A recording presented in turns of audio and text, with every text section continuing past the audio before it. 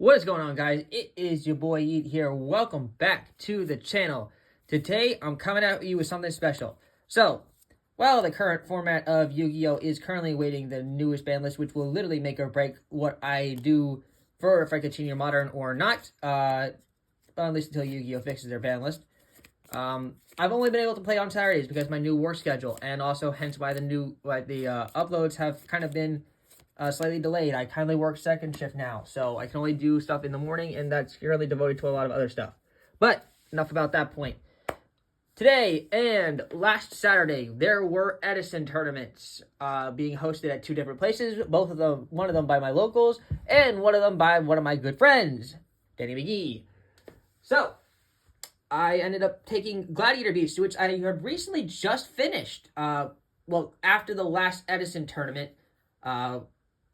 which I honestly don't remember what I played for that, but it was not the zombie deck profile, the 60 card zombie one that I had posted on there.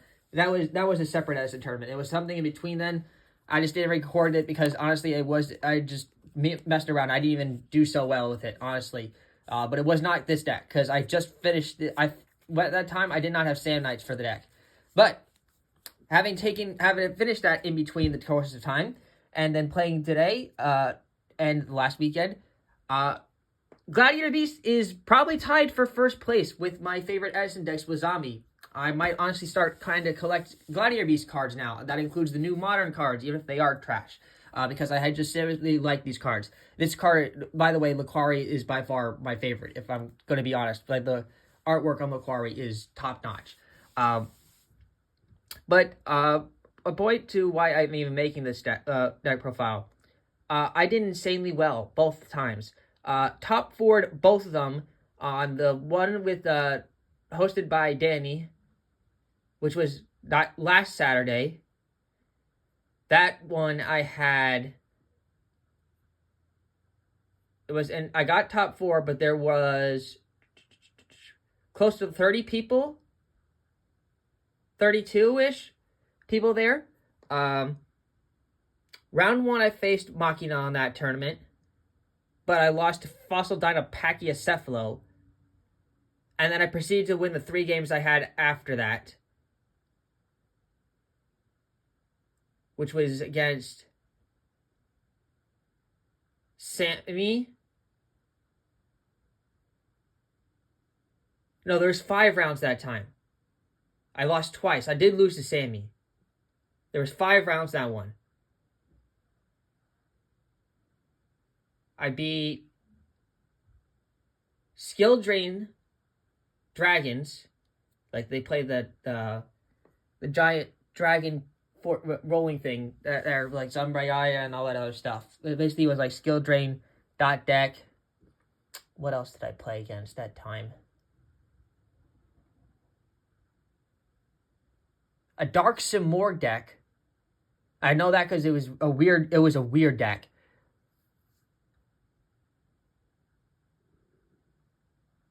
Oh, and it was another Machina. It was 2 different Machina players. One of them, like, I beat one and I lost the other one. Just simply because one of them played Pachycephalo, the other did not. And then, obviously, my deck was different at that point because I didn't honestly have an idea how good Pachycephalo was. So, after that, and then figuring out what I had weaknesses with the deck, I tweaked it a little bit because I also got cards that I didn't have that day. Like, at that tournament, I only had 1 Test Tiger, which now, obviously, that's changed. Has changed, obviously. I didn't have I didn't have a spell card that was in here, and I didn't have Pachycephalos. So, that switched up a little bit. Going into this one, round 1, I beat the mirror match. This is the most recent one that was today. I beat the mirror match, which against Ryan Kerrigan, who I usually lose to in Modern because he's like an insane master with Labyrinth. He has cooked up so many W's and with Labyrinth in every format so far. I beat him round 1. Round 2, I win. That was against... Hold on.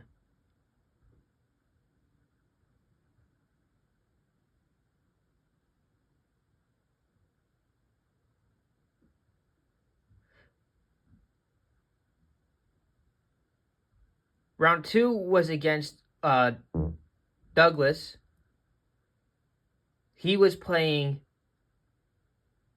a weird... It wasn't... Honestly, I can't even justify it as a specific deck.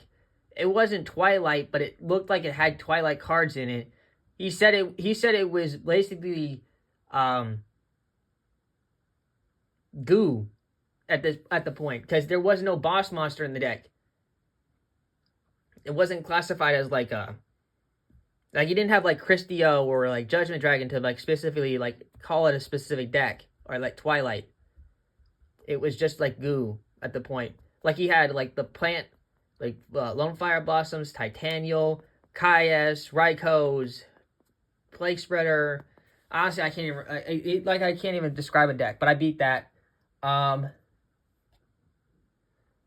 My only loss in that tournament was to Flame Veils, and that's honestly because I breaked the one game, and then in like I just was not getting the advantage because you just had oppression, stuff like that, and yeah, he also had the God Hand going that second duel, and then the other matchup, which was honestly down to the wire, game 3, was against Lightsworn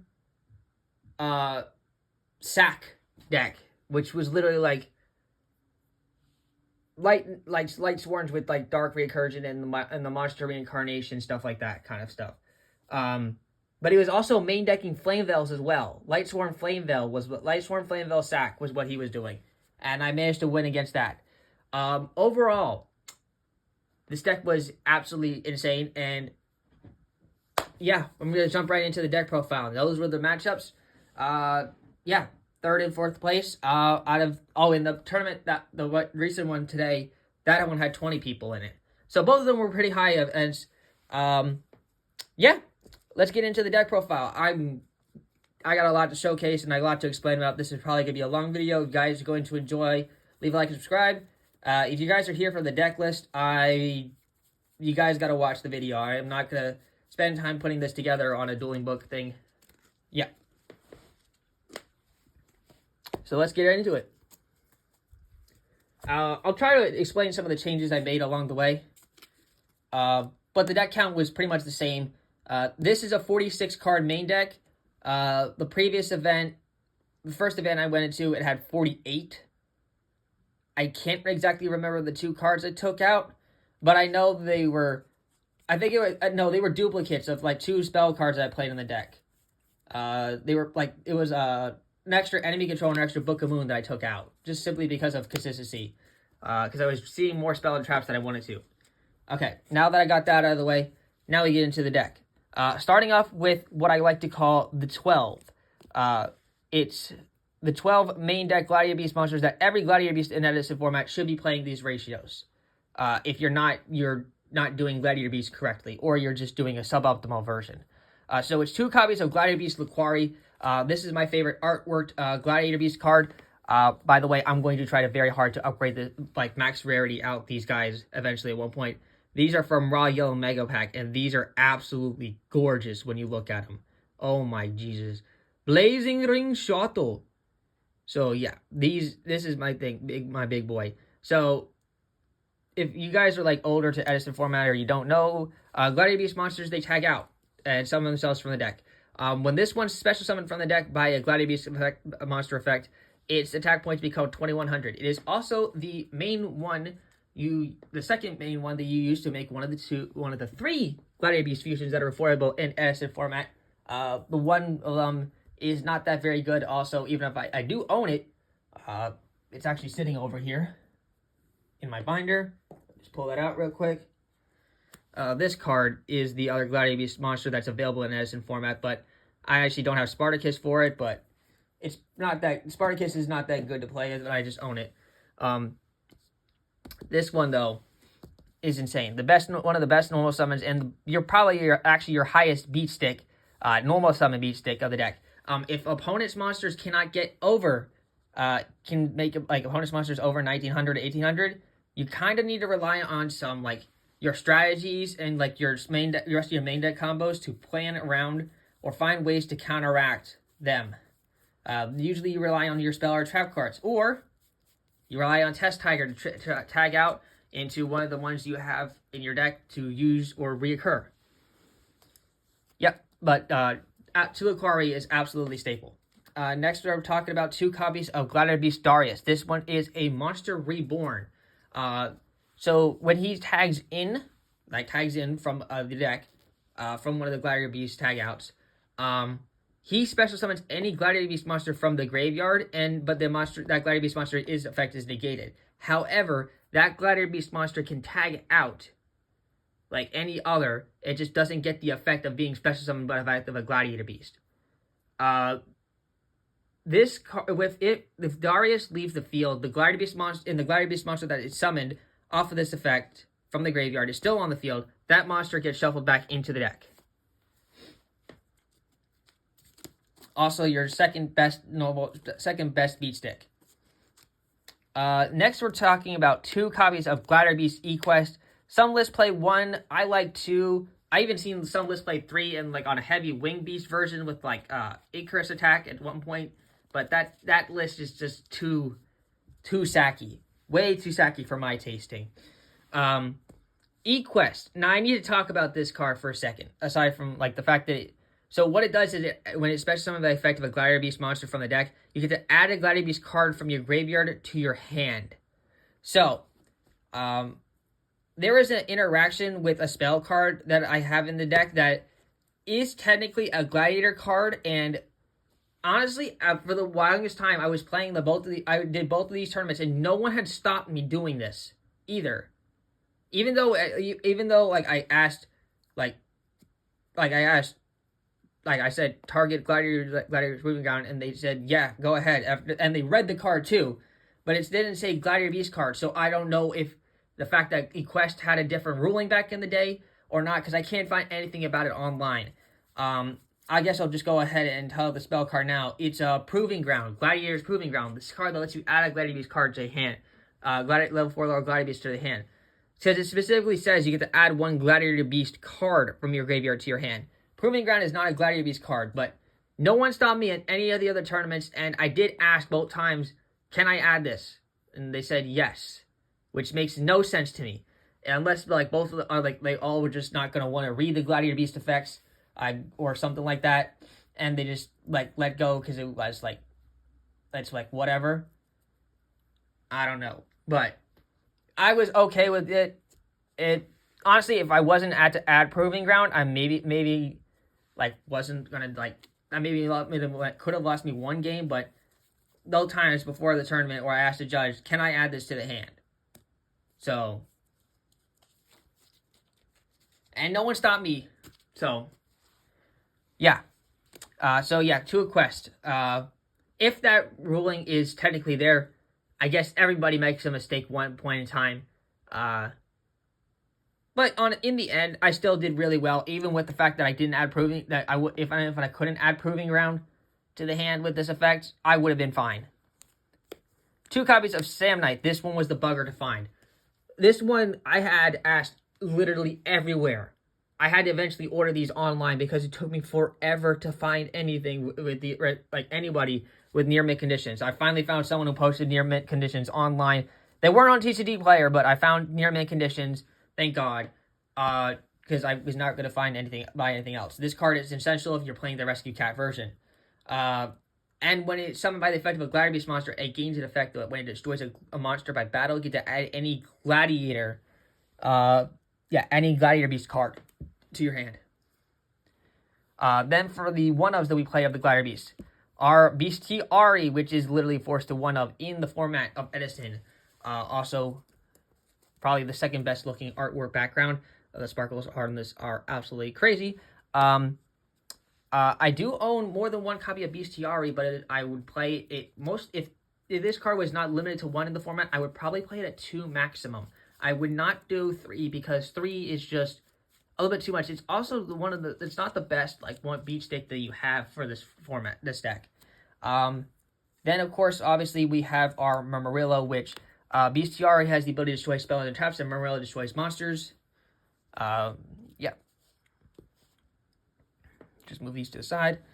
Still going on with the 12. The last 2 Gladiator Beast normal monsters effect monsters we have in the deck are one copy of Gladiator Beast Vitari. I actually was only able to get a hold of one copy of this card, so I didn't even side the second one. But I never needed a second one, honestly. I was able to either reoccur the other one off to the graveyard with Darius. By the way, I think I only ever added Proving Ground twice out of those 4 tournaments. Yeah, out of those 2 tournaments.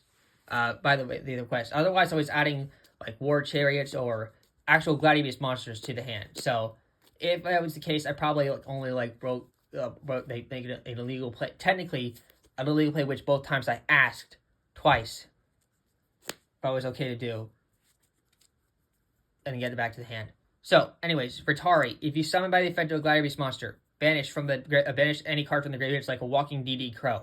By the way, this card is the most expensive out of the Gladiator Beast cards. This card's like $12. I think I got this one for like $12.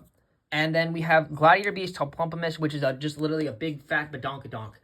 He's literally in here for the big booty. He's got 21 defense, and if you summon by the effect of a Gladiator Beast card, he becomes 24 defense. That's literally the 12. When I mean the 12, there's exactly 12 of these guys, the 12 Gladiator Beast effect monsters that we have in the deck.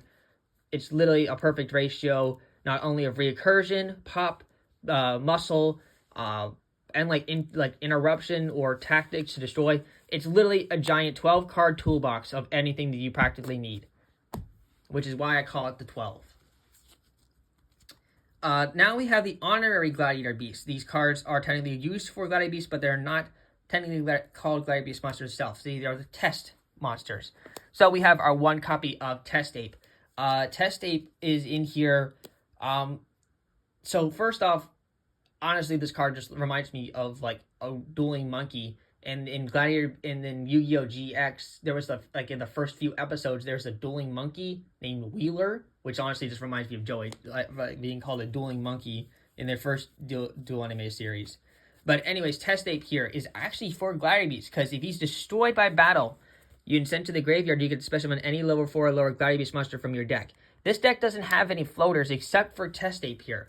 So it honestly was just used like, okay, I set this up. People are going to probably think it's a Pumpomus or a Raikou, and then when they destroy it, and like going second, or going first, I set up this Tari so that I can't get Bottomless Trap Hole. So, and then that makes me go right into a Geyserist or something like that. So yeah, I like the Test Ape at 1. Definitely would not play 2. Next up is Test Tiger. I actually have 3 Test Tigers, but I only chose to play 2 for the upgraded final version.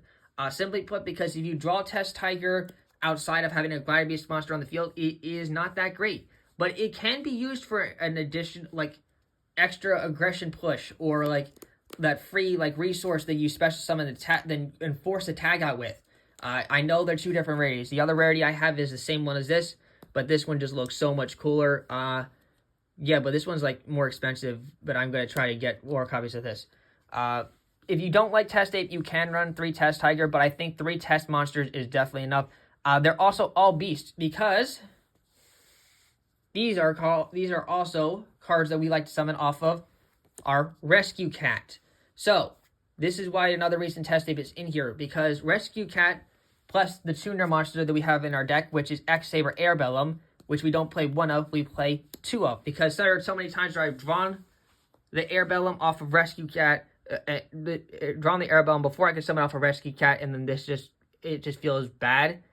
So I rather have 2 in the deck, so I guarantee myself to summon it. Plus, I want the ability to summon, like, this card is also just pretty good to summon off of another Beast monster we play in the deck, which is still technically part of the Beast column, so let me get it real quick. Here it is. It is the Nimble Mega Hamster. So, another reason why Airbellum is in here at 2 of is because if we get this popped, we flip it, like the hamster's effect will trigger and set the Airbellum directly for the deck, which will let me get into a synchro play that I can use next turn. So yeah, this is like the 4-card Beast package. The other Beast monster, obviously, that you could summon off of the deck is Sam Knight. So in total, with the Sam Knights, it is a pretty decent package. Honestly, there's 9 cards, 9 Beast cards here. 2 Sam Knight, 2 Test Tiger, 1 Test Ape, 1 Rescue Cat, 2 Airbellum, 1 Hamster. 8 regular cards, 4 and 4, with the 1 Rescue Cat making it the 9th. All of these going to take away the Save Knights now because we're not talking about them now. All of these are amazing for different things. I already explained what the Test Tigers and Test Ape do. Especially summon this, tag out with cards, pop.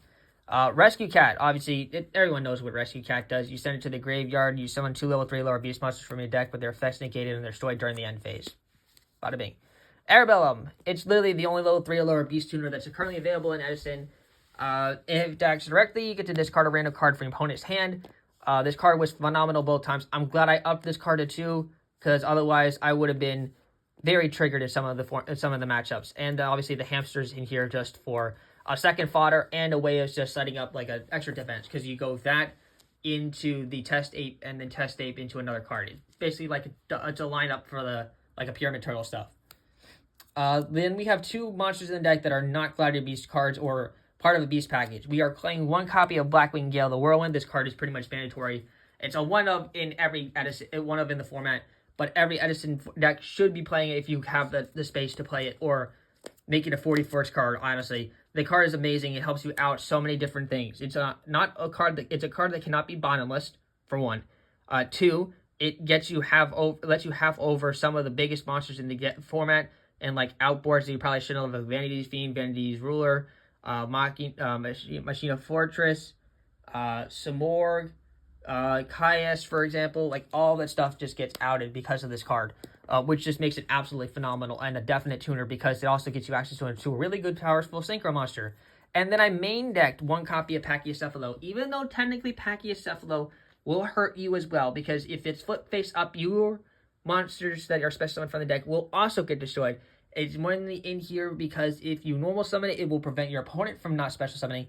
It is also a kind of like set card. If you're behind your opponent, you got completely washed out. You set this and use it as a board nuker for your opponent. Yeah, honestly, really good. I actually never sided out Pachycephalo in any matchup. I either kept it at 1 or just added the second one in from there, because I like this card. Just sometimes it comes up when you least expect it, honestly. But I never added. But I never felt myself need to start main decking before a match a second copy of it. I just think the 1 is fine, because otherwise I just want to see more Gladiator cards. That's it for the monster cards. Now on to the spells. A new card, obviously the card that was in question throughout the entire both tournaments, was the copies of Proving Ground. Please don't come at me saying, "Oh, you made an illegal play. This deck's not that good." I asked both times for both times different multiple people, different things, and no one said anything or said no, you can't. They just let it go. I'm guessing that people just weren't either taking it seriously or just weren't reading the fact that I said Gladiators Proving Ground. Or I said Proving Ground and they weren't reading the card. They probably just thought it said Gladiator Beast Proving Ground. I don't know. I didn't ask them. I just said, "Can I add this to the hand?" And they said, "Yeah." So I was like, "Okay, thanks." Yeah, this card just is like reinforcing the army. You get add load level 4 lower Gladiator Beast monster from your deck to hand. And like I said, I only did that play adding it back with equeste twice.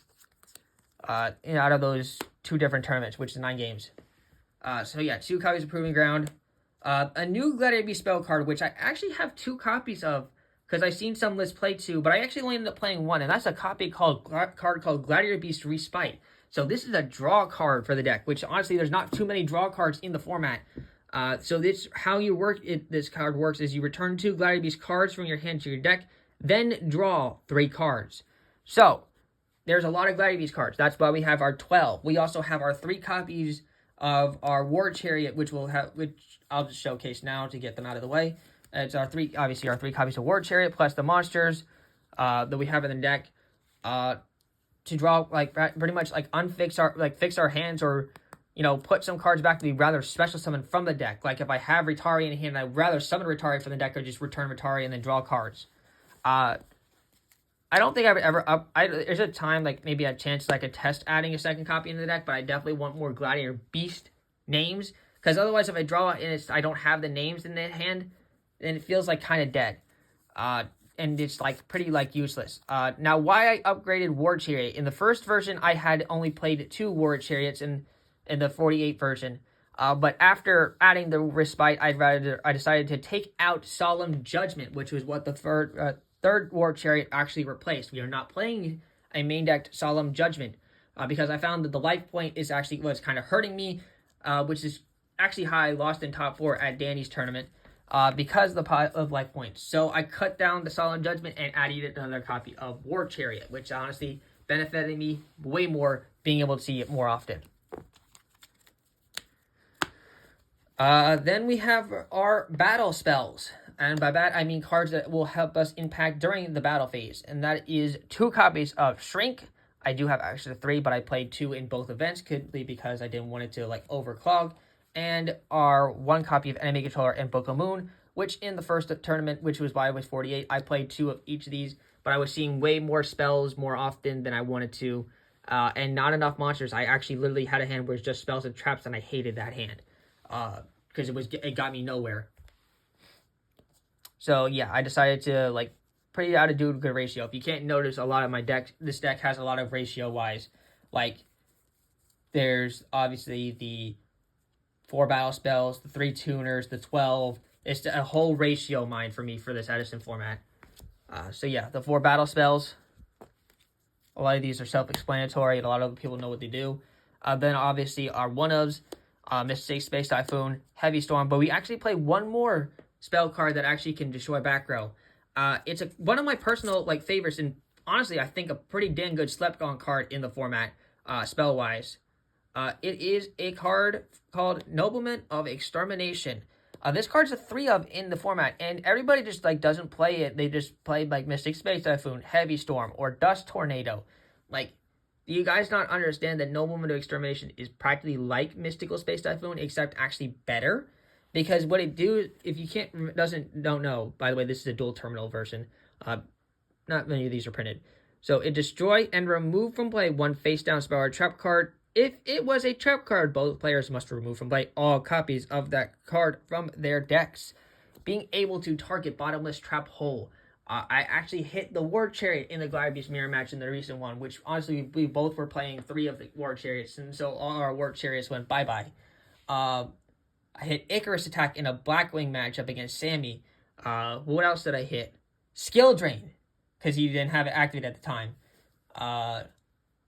Then I hit a spell card like twice, but nobody else I saw was playing Nobleman of Extermination, and honestly it was a great card the entire time.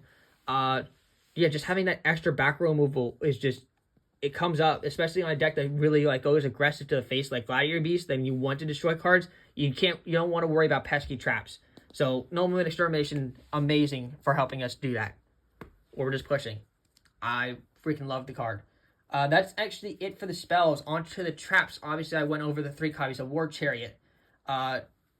2 copies of Bottomless Trap Hole. It's 2 of in the format. Very good. I played only 2 copies of Dimension Prison. I decided not to play 3. Honestly, I even contemplated like taking out a Dimension Prison for a compulsory evacuation device, but I found just Deep Prison to be a lot more suited. Yeah.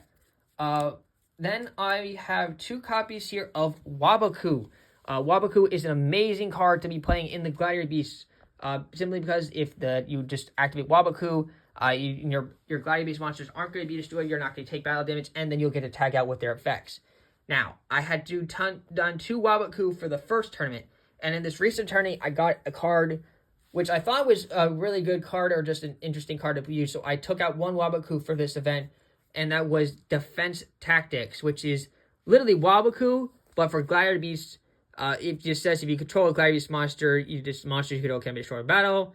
Battle damage you take is 0. Any battle damage you take is reduced to 0. And put this card on the bottom of your deck.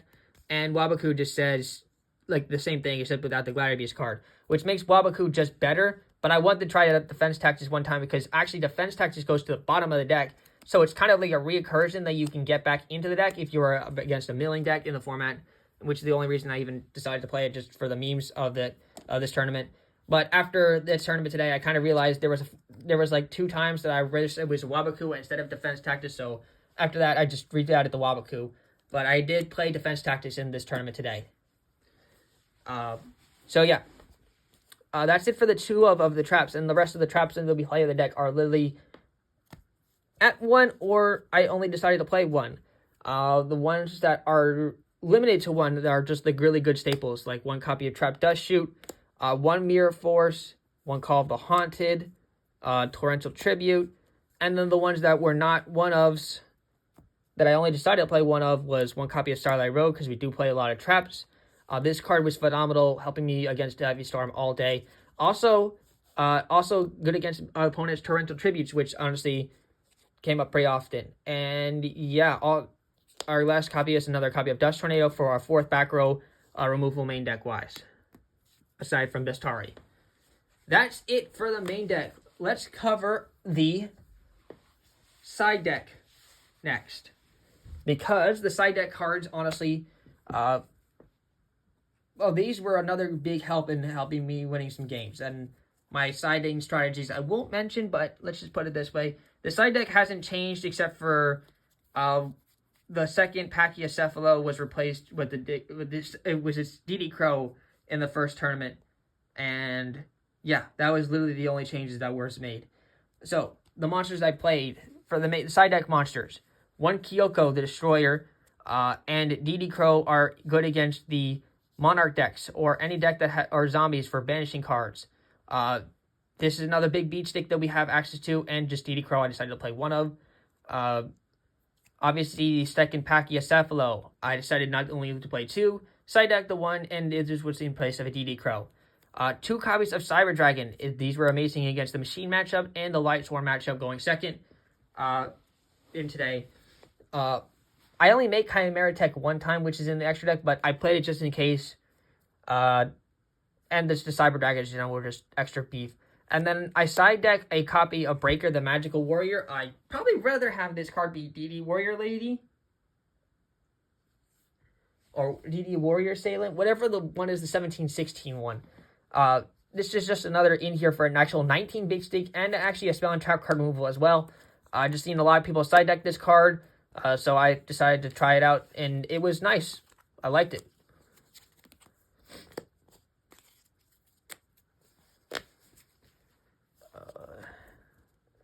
Onto the spells I side decked. I decided to side deck a second copy of Nolan Extermination, even though I do have access to 3. I decided just to keep up with my theme, and also play a second copy of Dust Tornado in the side deck. So I main deck one of each, and I side deck one of each, just in case I ever needed more back removal. Then I have Zombie World in here. So Gladiators can actually afford to play Zombie World, because we are not going to be tribute summoning at all in this deck. And it just hurts our opponents if they're playing any Monarchs versions. Any frogs in the format, or really anything that had any tribute summons in the format. The machine monsters, that was another good one. Simply because, obviously, they were not machines anymore, so they couldn't use the solidarity. They couldn't use the limiter removal. But honestly, Zombie World came in a few times. I think I only get to activate it twice out of the 2 tournaments. But it was a great card to side deck in, obviously, and I was going to side deck this anyway, because I can afford to play it. Not only does it hurt the Monarchs more, which I'm surprised I didn't face any Frog Monarchs out of the 2 tournaments, because that and Black Wings was the 2 main decks I actually expected to face the most. Then a change I made this tournament, because this was in my brother's deck, the last one, because he hadn't played Edison in the format with me at Danny's tournament. I borrowed his copy of Starlight Road, because my only other copy of it I actually own. I did put this in against the 1 match, but I didn't actually think I put in the second copy of Starlight Road at all, and actually might come out, but I honestly didn't want to play pulling the rug or anything else like that. Trap Stun. This card was I'm pretty sure I side decked this card in 90% of the time if I saw my opponent playing trap cards, because it was just good to counteract stuff at the last second. I'll go trap, he'll play a trap, I'll do a trap stun, negate everything. It was just amazing. And then 7 Tools of the Bandit I played. Kind of wish there was Dark Bribe, but at the same time I didn't want to have it there, but I just wanted extra removal, because I didn't honestly know what else to side that I wanted in. That's it for the side deck. I don't even think I sided in 7 Tools of the Bandit, but because my main deck was just strong on its own. Onto the extra deck. Obviously, we have our one emissary token, which is just in here for Gores if our opponent is playing Gores. Now, the fusion monsters. My only copy of Gladiator Beast Herculenos that is the $80 version, because it is from Gladiator's Assault and is in near mint condition. It is triple sleeve because of it is $80. But I do have two copies of Gladiator Beast Herculenos. Just one at $80, one lower priced version, which is this one. I actually made Herculenos pretty frequently. Most people will just make Geyserus, but I think I made Herculenos in total 6 times out of those 6 times out of the 3 best of 3s out of those 9 matches for Edison. Then the most frequent monster I made obviously was Gladiator Beast Geyserus, which is the free pop card. Pop 2 cards actually. This was the card that Beast got here the most, and I actually only got Bottomless Trap Hold once. Otherwise, I played around it, either blowing it up or banishing their Bottomless Trap Holds, or just simply timing it right. I was really smart when I did my Geyseruses. The last fusion monster we have in the deck is obviously the one copy of Chimera Tech in case we face the machine matchup, and the reason why we decided to get Cyber Dragons. Now for the Synchro monsters, which honestly, I think I only made... let's see, I'll just go through them and I'll explain. I think I remember what I used, how many I used. Ally Adjusted Catastrophe I made once or twice, but it was only when I got to use Rescue Cat to do Test Ape and Airbellum. But it wasn't on the field for more than 2 turns. I never made Urquizus, and this was Gaia Knight, the Force of Earth in the first tournament. I decided to switch out Urquizus when I realized I kind of had trouble against other things, plus I just figured it'd be better in the long run instead from Gaia Knight, the Force of Earth. Bryonic, I didn't even make this card, but it was just in here because it's also a good card. Goyle Guardian I had made twice. Both times we were from off of the Rescue Cat, doing Airbellum and either the Test Tiger or Sam Knight. Actually won me the last game I needed to get into top 4 at Danny's tournament. But I didn't even I don't even think I made a Synchro monster in this tournament today, except for Ally of Justice Catastrophe. The other times there's some of these Synchro monsters was last tournament, was today. Ancient Fairy Dragon was in here simply because if I was playing the Cage of the Colosseum Gladiator Beast, which the 7 tools of the bandit replaced the field spell for Gladiator Beast, was in here. Just in case I needed to get pop it to get to Zombie World, or pop one of theirs to get to Zombie World or the Coliseum. And it's also just another big shield. Because this deck doesn't make level 8, so I just played it for the heck of it. Same thing with Airbellum here. I never made that card once. Black Rose Dragon had it in here just in case, but never made it. Armor Master made this once. Other than that, didn't come up, but it's in here because we have Gale, so it's an option. And then Stardust Dragon as being our level 8. And I played it because in case both Starlight Roads came up. That was the whole schmick of the thing. But really, what we did the most was just Herculenos and Urquizus and Stardust Dragon off of Starlight Road. That was pretty much it. These guys are just in here just in case they come up. Yeah, that's it for the deck, guys. I'm very ecstatic about the deck, and I freaking love Gladiator Beasts. Not only are some of the best artwork in the deck, but really, honestly, just a toolbox, and you guys know how I like having a toolbox combo deck. This is your boy H signing out. Edison format, one of the best formats in Yu-Gi-Oh history, right around there with Goat and Hat. Shout outs to my boy Danny for hosting the tournament, and my locals on Much Gaming. Shout out to everybody else who I played against Edison wise. Thank you for having one of the great time with me, and I enjoy every second of Edison format. It's one of the only formats that me and my brother can actually unite under. Yeah, thank you guys for tuning in. This is your boy signing out. Peace.